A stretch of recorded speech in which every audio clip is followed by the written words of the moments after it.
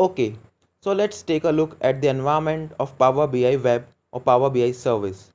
So to log into Power BI Service, you have to go to the link app.powerbi.com. So in this, you have to log in with your service account or your Microsoft account. So when you log into your organizational account with this, you will be taken back to your workspace, which is my workspace up here. And in this my workspace, you will see the columns of dashboards, reports, workbooks, and data sets. Okay, so in this left panel up here, you will see many items like favorites, recents, apps, shared with me, workspace, and my workspace. So the most of the time you will end up here will be working in the workspace part, where you will have the different kind of workspace you have. So I have these many workspaces which you can see here.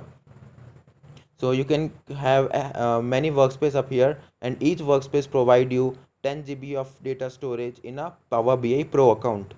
So all the Power BI reports will be seen up here in the workspace in which you publish it from Power BI desktop. So let's take a look in the Power BI desktop. So this was our project report which we have created earlier in the tutorial. So let's publish this report and see how this looks in the Power BI web. So I'll publish this by clicking on the publish icon up here, and I'll publish it into my workspace. So this will be published up here. So every time you create some kind of changes in your Power BI report, you have to publish it again and again, and it will ask you to replace it with the previous one so that it can update it. So my current website analysis report is publishing it to the web here. So when we will publish a Power BI report, we can see it in the report pane up here. Let's jump it to there. So this is my reports up here. My Power BI report which I have just published will be seen up here. So you can see here the website analysis is up here. So Power BI report will be created here, and we can create Power BI dashboard from this report. So I'll tell you in the next tutorial how you can create a dashboard from a report.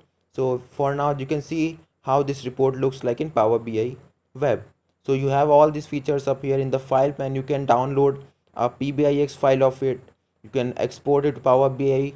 When you will export it to PowerPoint, it will export it in a form of PPT, where all this will be taken as in the form of screenshots, and publish to web will give you a URL which you can use to share among others to share the report, and you can save a copy of this report. In the view pane, you can just like in Power BI desktop where they have selection pane and bookmark pane, you can have them here up in the Power BI web as well. I don't need them as of now, so I'll close them. In the edit report, you can edit the report up here just like in Power BI desktop. There are a certain features missing in Power BI web, but most of them are available to work on. So I have all this pane up here in the right, but I can see all the shapes, text box, buttons. I can include all of them in the Power BI service as well. To go back to the reading mode, I'll go up here. I can refresh the report if I've made any changes. I will tell you more about how to use the dashboard, how to use this pin live page, how this really works in the upcoming videos. So these are the main features of Power BI web. Most of your time you will be ending up by working here in the dashboards and report section. Every time you publish a report to Power BI web, its data set will be uploaded up here in this particular tab. So that was all about Power BI service for this very first video. I'll show you how you can create a dashboard out of this report, and keep working on, and we'll meet in the next lecture. Thank you.